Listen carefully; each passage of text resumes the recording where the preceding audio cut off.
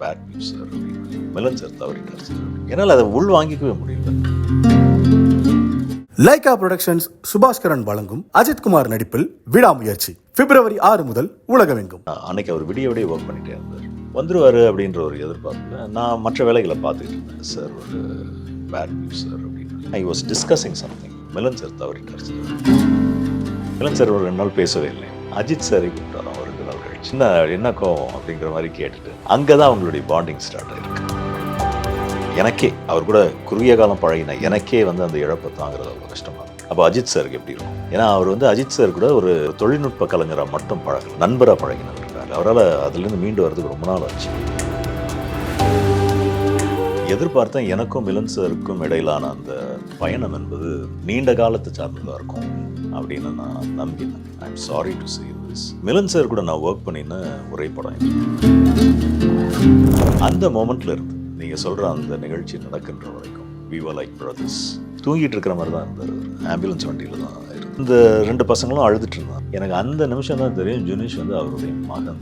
நான் அவருடைய உதவியாளர் நினச்சிக்கிட்டேன். ஒரு நாள் கூட அவர் எனக்கு கூப்பிட்டு என்னுடைய பையன் சார் அப்படின்னு சொன்னது. ரீசெண்டாக வந்து மிலன் அவர்களோட மனைவி அவர்களோட ஃப்ரெண்டு ஒருத்தங்க இருக்காங்க. அவங்க கிட்ட பேசிட்டு இருந்தோம். மிலன் சார் ஒய்ஃப் அவங்க கிட்ட அந்த சமயத்தில் பேச முடியலைங்களா, அவங்க கிட்ட பேசிட்டு இருந்தோம். மேம் உங்களுக்கு தெரியுமோ, எங்களுக்குலாம் தெரியாது, எங்களுக்கு ஒரு கால் வந்துச்சு, நான் நம்பலை, ப்ராங்க் கால்னு நினச்சோம். சார் வந்து ஒரு நேச்சுரல் உடம்பு சரியில்லாமல் இறந்துட்டார் அப்படிங்கோடனே, அதுவும் அஜர்பைஜான் அப்படிங்கிற மாதிரியான இடத்துல இறந்துட்டார் அப்படின்னு எங்களுக்கே ஷாக்கிங்காக இருந்தது. நாங்கள் இதை எப்படி எங்களுக்கே அக்செப்ட் பண்ண முடியல. ஸ்பாட்டில் இவ்வளோ பேரை கூட்டிகிட்டு போய் ஒரு படம் ஒர்க் பண்ணுறாங்க, அந்த டீமுக்கு எப்படி இருந்துன்னு நினைக்கும் போது எங்களுக்கு அதுதான் இன்னும் பயங்கர ஷாக்கிங்காக இருக்குது அப்படிங்கிற மாதிரி எல்லாருமே சொன்னாங்க. அந்த மேம் எங்களுக்கு சொன்னாங்க. ஸோ அது அந்த தருணம் அது எப்படி இருந்ததுன்னு கேட்க முடியாது. எவ்வளோ ஷாக் ஆனீங்க சார்? மிலன் சாரை பற்றி நான் ஏற்கனவே 2-3 சேனல்ஸில் பேசியிருக்கேன். மிலன் சார் கூட நான் ஒர்க் பண்ணின ஒரே படம் இதுதான். ஐ am sorry to say this. ஏன்னா நான் எதிர்பார்த்தேன் எனக்கும் மிலன் சாருக்கும் இடையிலான அந்த பயணம் என்பது நீண்ட காலத்தை சார்ந்ததாக இருக்கும் அப்படின்னு நான் நம்பினேன். நான் நிறைய கலை இயக்குநர்களோட பணியாற்றியிருக்கேன். But for the first time என் மனசுக்கு ரொம்ப நெருக்கமாக, தொழில் ரீதியாகவும் சரி தனிப்பட்ட முறையிலையும் சரி, ஒரு நட்பு எண்ணத்தை உருவாக்கின ஒரு கலை இயக்குனர்னா அது மிலன் சார் தான். இன்ஃபேக்ட் நான் ஃபஸ்ட்டு அவருக்கு ஃபோன் பண்ணி பேசும்போது எனக்கு மிலன் சார் வந்து சாருடைய படங்களை நிறைய ஒர்க் பண்ணியிருக்காரு அப்படின்னு சொல்லி நான் சுரேஷ் சந்திர சார் என்கிட்ட கேட்டார், வாட் அபவுட் மிலன் சார் அப்படின்னு கேட்டார். நான் சொன்னேன், நான் அவர் கூட ஒர்க் பண்ணதில்லை sir, but I don't mind talking to him அப்படின்னு சொன்னேன். ஏன்னா நான் தான் கூப்பிட்டேன் அவர். நான் கூப்பிட்டேன். அந்த ஃபஸ்ட்டு காலே வந்து எனக்கு அவரை பிடிச்சிருச்சு. ஏன்னா அது ஒரு பாசாங்கே இல்லாமல் ரொம்ப ரொம்ப ஜெனுவினான ஒரு மனிதரோட நம்ம பேசிக்கிட்டு இருக்கோம் அப்படின்ற ஒரு எண்ணத்தை எனக்கு அப்போ ஏற்படுத்துச்சு. அந்த கால் ஓகே, அந்த உரையாடலை, அந்த டெலிஃபோனிக் உரையாடலை. அப்போது அவர் சொன்ன விஷயம் என்னென்னா, நான் இன்னொரு படத்தில் கமிட் ஆகிருக்கேன், என்னால் உடனடியாக வந்து ஜாயின் பண்ண முடியுமான்னு தெரியல அப்படின்னு தெளிவாக சொல்லிட்டார். அதுக்கப்புறம் we started looking for other art directors. But அதுக்கப்புறம் என்ன ஆச்சுன்னா, எங்களுக்கும் வந்து ஷூட் ஆரம்பிக்கிறதுல ஒரு சின்ன தாமதம் ஏற்பட்டது. அதுக்கப்புறம் மிலன் சாரே வந்து அவருடைய டேட்ஸ் வந்து ஓரளவு அட்ஜஸ்ட் ஆகிட்டு அவர் வந்து எங்களை ஜாயின் பண்ணார். அந்த மோமெண்ட்டில் இருந்து நீங்கள் சொல்கிற அந்த நிகழ்ச்சி நடக்கின்ற வரைக்கும் we were like brothers. So அவர் எனக்கு ஒரு மிகப்பெரிய ஒரு என்கரேஜ்மெண்ட்டாக இருந்தார், ஒரு மிகப்பெரிய சப்போர்ட் சிஸ்டமாக இருந்தார். ரெண்டாவது, அவருக்கு இந்த கதையில் வந்து ஒரு பெரிய ஈர்ப்பு, அவருக்கு இந்த கதையோட ரொம்ப ஒன்றிட்டார். அவர் இந்த கதையில் மிகப்பெரிய நம்பிக்கை வச்சுருந்த ஒரு டெக்னீஷியன் அவர். அண்ட் ஸோ எங்களுடைய நட்பு என்பது தொழிலில் தாண்டினதா ஒரு mutual concern with each others wellbeing அந்த மாதிரி போயிட்டு இருந்தது. நான் நினச்சேன் தொடர்ச்சியாக இருக்கும் எங்களுடைய ட்ராவல் அப்படின்னு. ஸோ லொக்கேஷன் பார்க்க போன போது கூட அவர் எங்கள் கூட தான் வந்திருந்தார். அதுக்கப்புறம் ஷூட்டிங் ஆரம்பித்தது, செட் டு ஒர்க் அதில் தான் தொடங்குச்சு. படமே வந்து அதில் தான் தொடங்குச்சு. இதுக்காக நாங்கள் வந்து ஒரு ரோட்டோரமாக இருக்கக்கூடிய ஒரு ஸ்ட்ரக்சர், அந்த ஸ்ட்ரக்சர் ஆல்ரெடி இருந்த ஒரு ஸ்ட்ரக்சரை வந்து நாங்கள் ஒரு ஒரு ஒரு ஒரு ரெஸ்டாரண்ட்டை மாற்ற வேண்டிய, ஒரு காஃபி ஹவுஸை, ஒரு பார் கம் ரெஸ்டாரண்ட் செட், ஒரு ரெஸ்டோ பார் மாதிரி மாற்ற வேண்டிய ஒரு சுச்சுவேஷன் இருந்தது. அப்போ அது ரொம்ப பாழடைஞ்சு கிடந்தது. மிலன் சார் தான் அந்த நம்பிக்கை கொடுத்தாரு, இதை வந்து நமக்கு ஏற்ற மாதிரி மாற்ற முடியும் அப்படின்னு. நீங்கள் படத்தில் பார்த்தீங்கன்னா அந்த படத்தில் நீங்கள் பார்க்குறதுக்கும் நேரடியாக அந்த ஸ்ட்ரக்சர் எப்படி இருந்தது அப்படிங்கிறத நான் காட்டினேன்னா அந்த அந்த வேறுபாடு வந்து உங்களுக்கு அவ்வளோ ஆச்சரியமாக இருக்கும். இதை தான் அவர் அப்படி மாற்றினார். நாங்கள் இந்த ட்ரைலர் ஷார்ட்ஸில் பார்த்தாரு. Okay okay. ஸோ அந்த அந்த பணியை அவர் செஞ்சு முடிக்கிறதுக்கு ராத்திரி பகலை உழைச்சார். ராத்திரி பகலை உழைச்சார். ஏன்னா we had a deadline. நாங்கள் ஒரு குறிப்பிட்ட நாளில் ஷூட் ஆரம்பிக்க வேண்டிய ஒரு கட்டாயத்தில் இருந்தோம். பட் அங்கேயே ஆரம்பிச்சிருச்சு எங்களுக்கான சவால்கள். ஏன்னா climate was getting Coulter, wind was getting stronger. ரெண்டாவது நம்ம ஊருடைய தொழிலாளர்கள் வேலை செய்யக்கூடிய அந்த விதமும் அவங்களுடைய ஒர்க் கல்ச்சரும் வேறு மாதிரி இருந்தது. அவங்களுடைய டைமிங்ஸ் வேறு மாதிரி இருந்தது. மொழி ஒரு பிரச்சனையாக இருந்தது. அங்கே இருக்கக்கூடிய ஏறக்குறைய 99.9 ஆட்களுக்கு ஆங்கிலம் தெரியாது. அவங்களுக்கு தெரிஞ்ச ரஷ்யன் பேசுவாங்க, அசர்பைஜான் பேசுவாங்க. இந்த 2 மொழியும் எங்களுக்கு தெரியாது. ஸோ அவர் வந்து அந்த பணியாட்களோட அவர் வந்து கருத்து பரிமாறி அவர் வந்து வேலை வாங்குறது, ரிசல்ட் வாங்குறது வந்து கொஞ்சம் சிரமமாக இருந்தது. பட் அதையும் தாண்டி அவர் வந்து அந்த காரியத்தை ஒழுங்காக கச்சிதமாக பண்ணிகிட்டே இருந்தார். என்கிட்ட ஒரு நாளோ 2 நாளோ லேட் ஆச்சு. செட்டு தயாராக 1 நாள் 2 நாள் லேட் ஆச்சு. அது வந்து ரொம்ப வருத்தப்படுவார். சாரி சார் அப்படின்னு. சார் என்ன சார் சொல்கிறீங்க நீங்கள்? நாங்கள் கண்கூடாக பார்க்குறோம் என்ன பிரச்சனை இருக்குங்கிறது நாங்கள் கண்கூடாக பார்க்குறோம், அதெல்லாம் ஒன்றும் இஷ்யூ இல்லை சார் அப்படின்னு சொல்லிட்டு நாங்களும் எங்களால் முடிஞ்ச மற்ற விஷயங்கள் என்னென்ன பண்ண முடியுமோ அதெல்லாம் பண்ணிட்டோம். செட்டை வந்து உருவாக்கி முடிச்சிட்டார். எனக்கு வந்து அந்த செட்டை அவ்வளோ திருப்திகரமாக அமைஞ்சிருந்தது. அவர் எப்போதுமே என்ன பண்ணுவார்னா டைரக்டர்கிட்ட வந்து இன்புட்ஸ் வாங்குவார். Okay okay. அது நான் நிறைய இன்புட்ஸ் கொடுக்கக்கூடிய ஒரு இயக்குனர். அப்போது நான் என்ன எதிர்பார்த்தனோ, நான் என்ன கேட்டனோ அந்த மாதிரியான ஒரு செட்டப்பை வந்து அவர் உருவாக்கி தந்தார். உங்களோட விஷயம்க்கு கரெக்டாக சார் இதுதானே உங்களுக்கு வேணும், இதுதானே நீங்கள் கேட்டீங்க அப்படின்னாரு. நான் என்ன எதிர்பார்த்தனோ அதை விட ரொம்ப நல்லா இருக்கு சார் அப்படின்னு நான் சொன்னேன். ஒரு செட்டு மாதிரியே இல்லை, அது நிஜமாக இருந்தது. அப்போது ஒரு நாள் ஷூட் நடந்தது. செகண்ட் டே ஏர்லி மார்னிங் நாங்கள் எல்லாம் வந்து ஸ்பாட்டில் போய் கூட்டிட்டோம், அசம்பிள் ஆகிட்டோம். ஃபர்ஸ்ட் ஷாட்டுக்கான ஆயத்தங்கள் நடந்துகிட்ருக்கு. ஸோ எனி டைம் வந்துடுவார் சார் அப்படிங்கிறது தெரியும். நான் அன்றைக்கி அவர் விடிய ஒர்க் பண்ணிகிட்டே இருந்தார். வந்துடுவார் அப்படின்ற ஒரு எதிர்பார்ப்பில் நான் மற்ற வேலைகளை பார்த்துக்கிட்டு இருந்தேன். அப்போது ஒரு லைக்கா எக்ஸிக்யூட்டிவ் தான், அவர் தான் வந்து சார் ஒரு பேட் நியூஸ் சார் அப்படின்னார். எனக்கு அந்த மொமெண்ட் இன்னும் நல்லா ஞாபகம் இருக்கு, மறக்கவே முடியாது. நான் சேரில் உக்காந்துட்டு இருந்தேன். ஐ வாஸ் டிஸ்கஸிங் சம்திங். என்ன பேட் நியூஸ் அப்படின்னு கேட்டேன் நான். மிலன் சார் தவறிட்டார் சார் அப்படின்னார். நான் அதுக்கு நாள் ராத்திரி தான் அவர்கிட்ட நான் வந்து அவரை பார்த்து பேசிட்டு அடுத்த நாள் ஷூட்டுக்கான டிஸ்கஷன்ஸ் எல்லாம் நடத்திட்டு நான் போயிருந்தேன். We were all staying in the same hotel. எனக்கு ஒரு நிமிஷம் வந்து அது சிங்கே ஆகலை. ஏன்னா he was a very healthy person. எப்போதுமே ஆக்டிவாக இருப்பார். அண்ட் நாங்கள் எங்கேயாவது சாப்பிட போனால் கூட சார் நீங்கள் எனக்கு ஆர்டர் பண்ணுங்க அப்படின்னுவார். ஸோ என்னால் அதை உள் வாங்கிக்கவே முடியல. என்ன சொல்கிறீங்க அப்படின்னு. ஆமாம் சார் அப்படின்னாரு. என்ன ஆச்சுன்னு கேட்டேன். காலையில் ஷூட்டு கிளம்பிகிட்டு இருக்கும்போது நெஞ்சு லைட்டாக வலிக்குதுங்கிற மாதிரி சொன்னார் சார். ஹாஸ்பிட்டல் கூட்டிகிட்டு போனோம். ஹாஸ்பிட்டல் போய் சேர்கிறதுக்குள்ளே அவர் ஒரு மாதிரி அன்கான்ஷியஸ் ஆனார். அதுக்கப்புறம் அவங்க டெஸ்ட் பண்ணி பார்த்துட்டு செக் பண்ணி பார்த்துட்டு வரும்போதே உயிர் பிரிஞ்சிருச்சு அப்படின்னு சொல்லிட்டாங்க. தட் வாஸ் அந்த மொமெண்ட்டை எப்படி என்னால் விவரிக்கிறதுனே தெரில. It was so shocking for me. அதுக்கப்புறம் எல்லார்கிட்டையும் தகவலை சொன்னோம். ஷூட்டிங் ஸ்பாட்டே ஸ்தம்பிச்சிருச்சு. அண்ட் தென் இம்மிடியட்டாக I had to rush to the hospital. News வந்த உடனே நான் ரஷ் பண்ணிட்டேன். அங்கே போனால் அவருடைய உதவியாளர்கள் இருந்தாங்க, அவருடைய மகன் இருந்தார். எனக்கு இதில் இன்னொரு விஷயத்தை நான் உங்ககிட்ட சொல்லணும்னு நினைக்கிறேன்.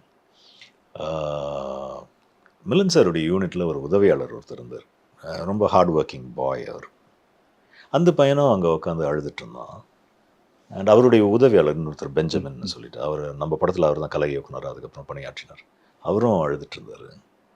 நான் நேராக உள்ளே போயிட்டு எனக்கு சார் அப்படி பார்க்குறது என்னால் முடியல.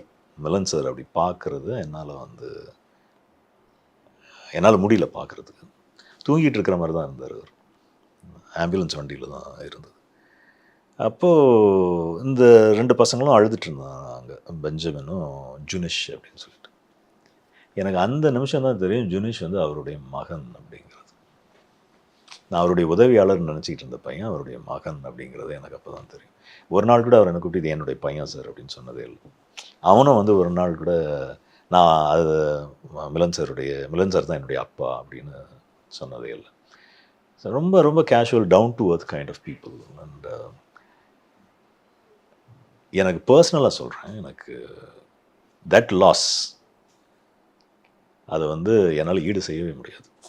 மிலன் சாருடைய இழப்பு என்பது என்னால் ஈடு செய்ய முடியாத ஒரு இழப்பு. So that's it. Okay sir, okay. ஒரு blessing sir. Yes, obviously yes. Ajith sir எப்படி எதிர்க்கிறார்? அஜித் சாரும் மிலன் சாரும் ஃப்ரெண்ட்ஸ். எந்த அளவுக்கு ஃப்ரெண்ட்ஸ் அப்படின்னா, எந்த அளவுக்கு அவங்களுக்கு பழக்கம்னா, மிலன் சார் வந்து உதவியாளராக இருந்த காலத்துலேருந்து, ஆர்ட் டிபார்ட்மெண்ட்டில் அவர் உதவியாளராக இருந்த காலத்துலேருந்தே அவங்க 2 பேருக்கும் பழக்கம்.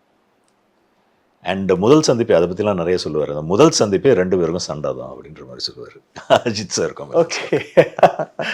அந்த அவர் கொஞ்சம் முன்கோவி, மிலன் சார் வந்து கொஞ்சம் முன்கோவி.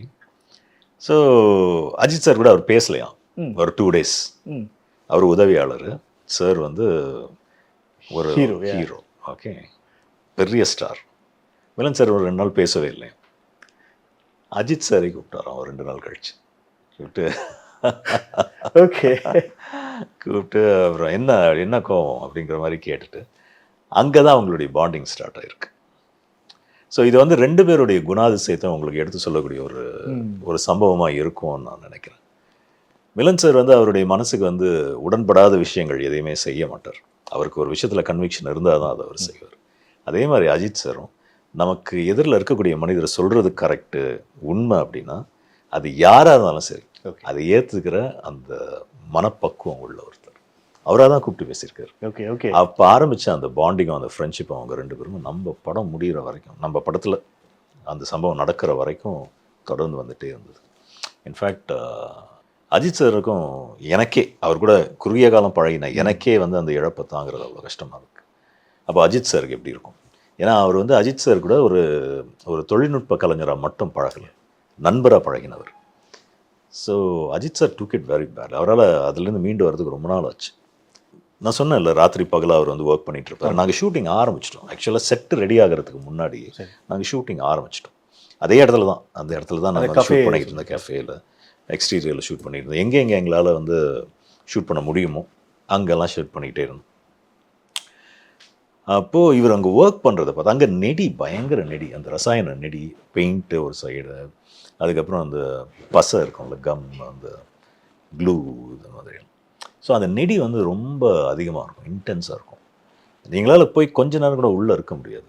அந்த ரசாயன நெடி அவ்வளோ ஓவர் பவரிங்காக இருக்கும். நாங்கள் வெளியே வந்துடுவோம், ஒரு 5-10 நிமிஷம் இருந்துட்டு வெளியே வந்துடுவோம். அந்த ஷாட் முடித்த உடனே ஓடி வந்துடுவோம் நாங்கள். பட் இவர் அங்கேயே தான் இருந்தார். ஆல்மோஸ்ட் 20 hours வந்து அங்கேயே தான் இருந்தார். ஸ்மோக் பண்ணுற பழக்கம் அவருக்கு உண்டு. ஸோ ஸ்மோக் பண்ணிவிட்டு அவர் பாட்டுக்கு அவருடைய ஒர்க் பண்ணிகிட்டே இருப்பார். வேலை செய்யும் போது அதிகமாக பேச மாட்டார். அவருடைய வேலையில் மட்டும் கான்சன்ட்ரேட்டடாக இருப்பார்.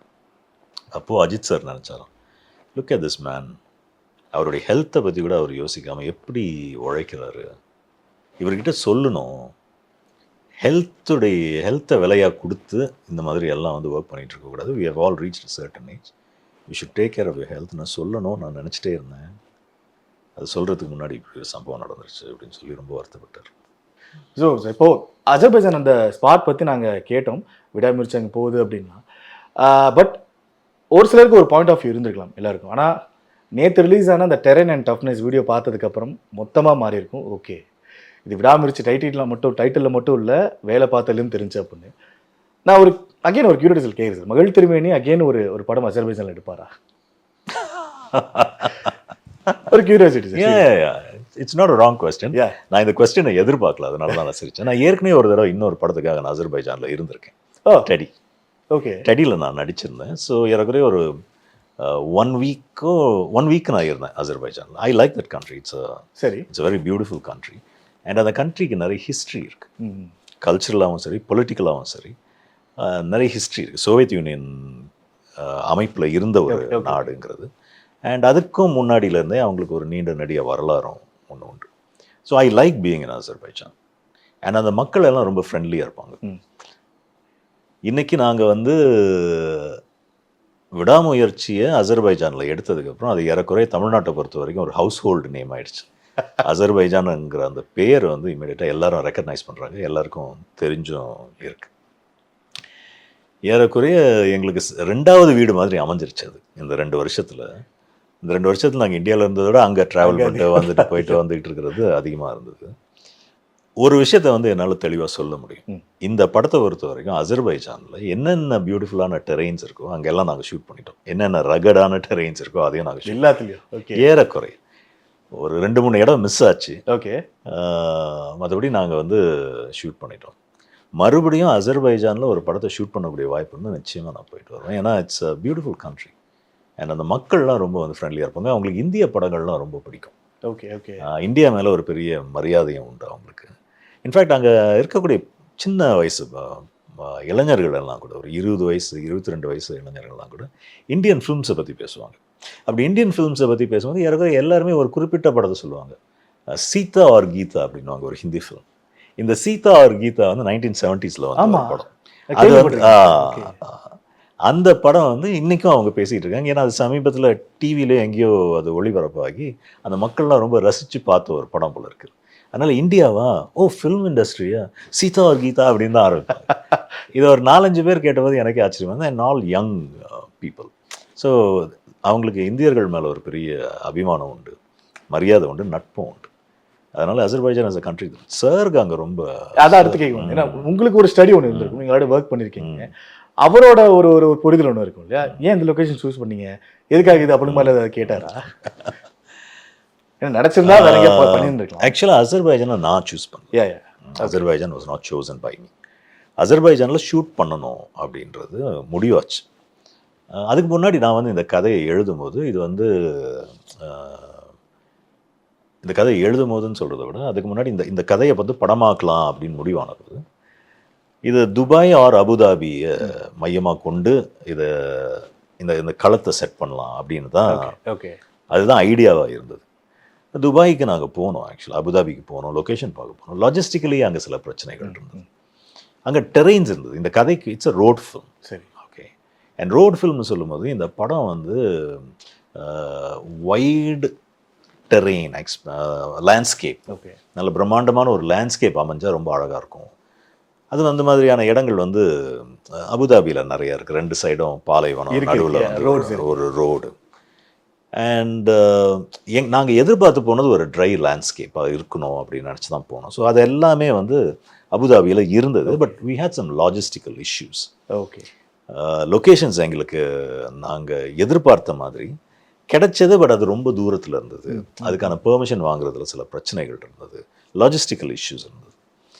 அப்போது இதை வந்து ஒரு ஏறக்குறைய ஒரு படத்தினுடைய ஒரு பெரும் பகுதி வந்து இது மாதிரி ரோடை சார்ந்த சீன்ஸ் அமைஞ்சிருந்ததுனால இதையெல்லாம் வந்து அபுதாபியில் பண்ண முடியுமாங்கிற ஒரு குழப்பம் எங்களுக்கு, ஒரு டவுட் எங்களுக்கு வந்துருச்சு, ஐயம். அப்போது இதுக்கு மாற்றி என்ன பண்ணலாம் அப்படின்னு யோசிக்கும்போது எங்கள் எக்ஸிக்யூட்டிவ் ப்ரொடியூசர் வந்து அசர்பைஜானை சஜஸ்ட் பண்ணினார். It had the same kind of terrain that we wanted. ரோடுக்கு 2 சைடும் வந்து பிரம்மாண்டமான பரந்த மண் தரைகள், ஒரு லேண்ட்ஸ்கேப்பு. அப்போ அதெல்லாம் அங்கே இருந்தது. அதனால தான் அசர்பைஜானை சூஸ் பண்ணிப்பேன். Okay. Okay. And shooting also was easy. Easy in the sense அங்கே வந்து இந்தியர்களுடைய எண்ணிக்கை ரொம்ப ரொம்ப குறைச்சல், ரொம்ப குறைச்சல். ஸோ ஷூட்டிங் ஸ்பாட்டில் வந்து எங்களுக்கு எந்த விதமான இடையூறும் இல்லை. அது பப்ளிக்கிட்ட இருந்து எங்களுக்கு எந்த விதமான இடையூறும் இல்லை. இந்த காரணங்களுக்காகவும் அசர்பைஜான் தேர்ந்தெடுக்கப்பட்டது. லைகா புரொடக்ஷன்ஸ் சுபாஸ்கரன் வழங்கும் அஜித்குமார் நடிப்பில் விடாமுயற்சி பிப்ரவரி 6 முதல் உலகமெங்கும்.